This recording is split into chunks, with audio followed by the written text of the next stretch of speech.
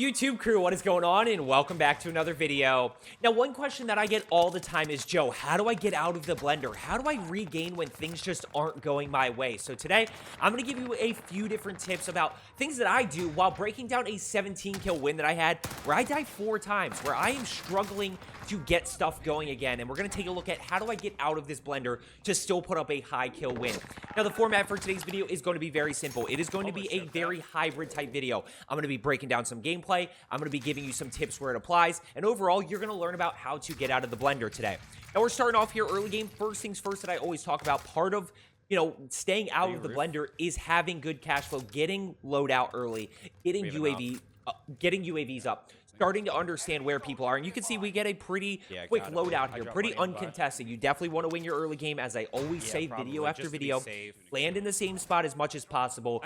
Get to know that area and then start to win your early game. Now we're going to go ahead and push up here. 2 people on the roof. I'm going to go ahead and get one down. This is duos, by the way. This was part of our Rebirth Trifecta challenge. If you didn't see that video, if you didn't see the highlight video or the gameplay breakdown of those, I'll go ahead and leave those down in the comments below. But we're able to get 2 kills right there. So we have 3 total. We're off to a pretty decent start here. Still a bunch of teams up, and it's going to take a little bit of time to get into the part where I die, but once I die, it's a pretty rapid succession of deaths, one after another. We're going to talk about why am I dying there and how do I avoid those situations. Now, we're going to go ahead and push out over here. Don't really have much information up right now, so we are in a situation where I'm kind of floating around. We do have bounty. We know they're over there, and I'm going to catch a quick glimpse of somebody right over here. You can barely see the parachute.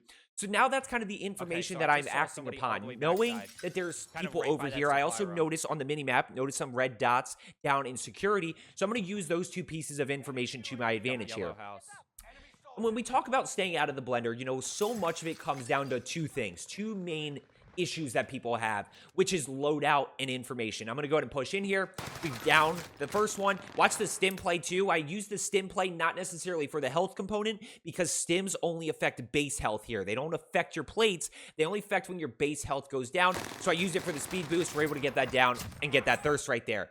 So we're going to go ahead and keep pushing here. I'm going to end up grabbing a UAV and understanding where do I need to rotate to next? This is actually a pretty big issue that I run into. It's something that I really want to highlight for you throughout in this gameplay right here. So it's a mistake that I make that causes me to die, actually. So I go ahead and push over here. I notice that there's one person flying in, kind of up to the right, and the other one's down to the left. So this is a pretty easy kill. This is a one-on-one situation. You just got to execute. You got to hit shots. You got to anticipate a little bit. But all I'm really doing is acting upon that information. So off to a good start here.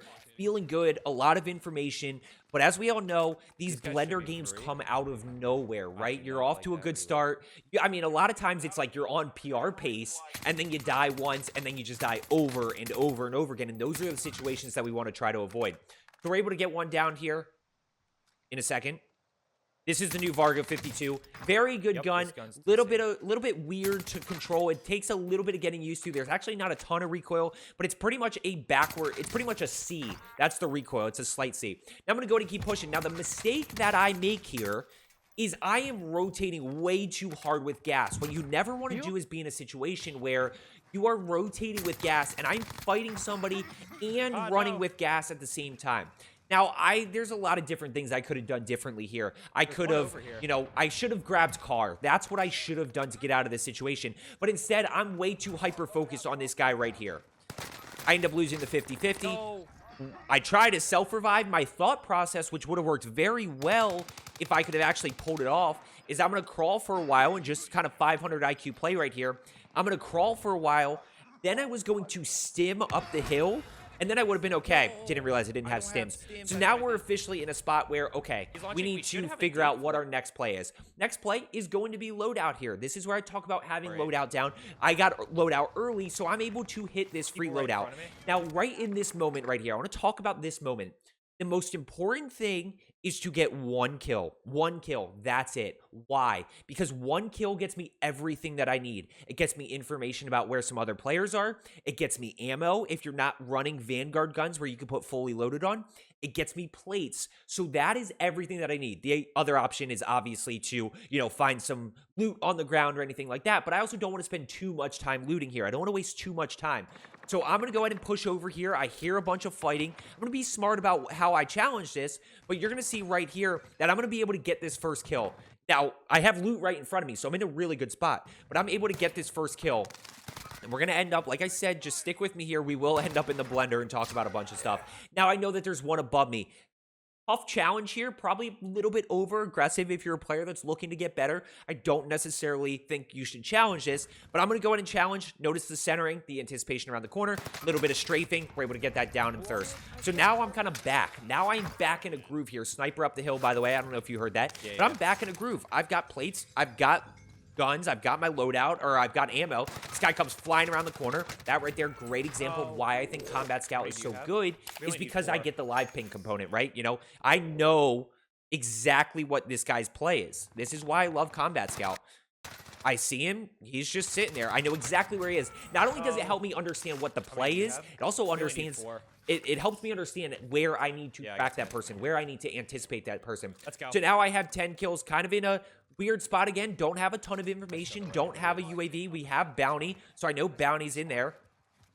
Actually hear people to my left. I'm trying to see if I can find anything, but I hear people to my left. Now, I make a mistake here. Watch how I anticipate. Sort of. I clear it. I kind of like thought he might be in this corner, but I didn't go in with like any plan. I didn't go in expecting him to be there. I get the down. Now I try to stim and shut the door, but the guy actually gets through. Now I go down right there. So now as we highlight the second kill here, Lodi is still up. So that, again, I just want to highlight that loadout is still up, that I can go ahead and grab this. Now what happens with people camping Lodi? I want to talk about the 4 options that we have with people camping Lodi, because it's something that a lot of you struggle with. Bounty's right here. I'm going to end up dying again to this team. I go in. This guy's straight down lane. I get torched, and then his teammate rolls up, and he gets me right there. 2 people camping Lodi. So what do we do in that situation? Really 4 options. The first is going to, and I want to talk about this. This is a bad decision right here. Bad decision. I was over-aggressive towards loadout. This team was still here. I'm going to grab it. I'm going to stim up the hill. I'm going to die again. Now I'm officially in the blender. But 4 options when people are camping Lodi. The first is to try again. If you want to keep going for it, go for it. You know, I can't stop you there. Eventually, you might get it, but it's a high-risk, high-reward situation. So maybe float for a second and see if anybody's around, and then you'll ultimately be able to determine if you can land on it. Now, the second option is going to be to land where you previously killed somebody, or land where you died. So one of those two options, somewhere where there is loadout guns, that you're in a good spot to get loadout guns again. That's the first and most important thing, is loadout guns, and then we also want to talk about information. Well, they kind of go back and forth, right? Now, TCAP with cash flow is going to buy a loadout here. So now I'm back with loadout guns. But let's go back to camping loadouts. Tip number 1, try again. Tip number 2, it's going to be land somewhere else and where you previously killed somebody or where you died, and grab your stuff. Tip number 3 is going to be a full regain. Supply runs, bounty contracts, focus on cash flow, get a loadout up again.